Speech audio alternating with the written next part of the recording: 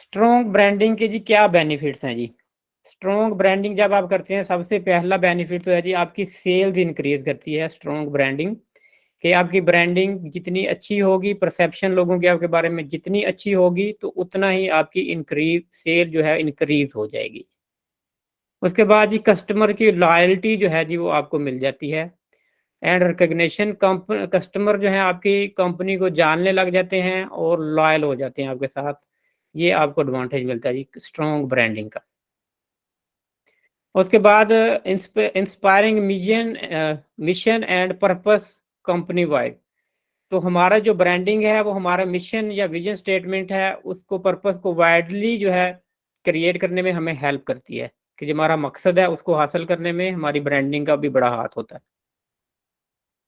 Create a strong company culture where your employees love what they do. कि आपके जो employees होते हैं उनको भी पता होता है कि आपकी जो ब्रांडिंग के साथ, आपकी कंपनी के साथ स्टैंड करते हैं। एम्प्लॉयज को भी काम करने में मजा आता है आपके साथ। कि एक अच्छी कंपनी है, अगर उसके बारे में परसेप्शन अच्छी है लोगों की, तो वो एम्प्लॉयज भी आपकी कंपनी के साथ खुशी महसूस करेंगे काम करते हुए। तो इसलिए अच्छी ब्रांडिंग एक सक्सेस की जो समझ लें, ये सक्सेस की तरफ पहला कदम होता है। टॉप क्वालिटी टैलेंट को भी आप अट्रैक्ट कर सकते हैं। कि जो टॉप क्वालिटी टैलेंट होता है मार्केट में, अच्छे लोग जो होते हैं वो भी जब अच्छा ब्रांड हो तो उसके साथ काम करने को प्रेफर करते हैं। कि एक बिग ब्रांड है, एक अच्छा ब्रांड है, हम भी इसके साथ काम करें।